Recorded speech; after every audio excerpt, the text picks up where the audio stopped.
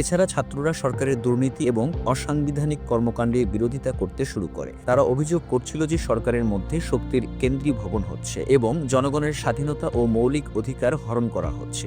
বিশেষ করে ছাত্ররা আওয়ামী লীগের একনায়কতান্ত্রিক শাসনের বিরুদ্ধে ক্ষোভ প্রকাশ করতে থাকে।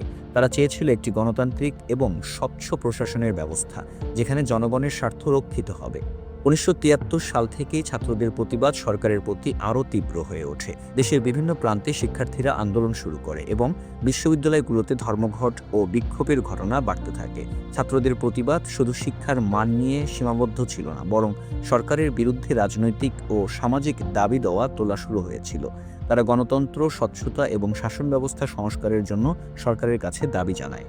বিশেষ করে ১৯৭৪ সালে বাংলাদেশের ছাত্ররা যে আন্দোলনটি শুরু করেছিল তা বাংলাদেশের রাজনৈতিক ইতিহাসে একটি গুরুত্বপূর্ণ ঘটনা হয়ে ওঠে। ছাত্ররা স্বচ্ছতা, মুক্ত বিচার ব্যবস্থা এবং প্রশাসনিক সংস্কারের জন্য আন্দোলন করছিল। যদিও ছাত্র আন্দোলন দেশের রাজনৈতিক দৃশ্যে উল্লেখযোগ্য পরিবর্তন আনতে পারেনি, তবে এটি সরকারের প্রতি জনমানসে বিরোধ এবং সরকারের ক্ষমতার অপব্যবহার সম্পর্কে জনগণের মধ্যে সচেতনতা সৃষ্টি করতে সহায়ক ভূমিকা পালন করে। ছাত্র আন্দোলনগুলো বাংলাদেশের গণতান্ত্রিক আন্দোলনের একটি অবিচ্ছেদ্য অংশ হয়ে ওঠে, যা পরবর্তী সময়ে দেশের রাজনৈতিক আরও বড় পরিবর্তনের সূচনা করে। অবশ্যই এই আন্দোলনগুলো বাংলাদেশের গণতান্ত্রিক সংস্কারের পক্ষে এবং জনগণের অধিকারের পক্ষে একটি গুরুত্বপূর্ণ আন্দোলন ছিল।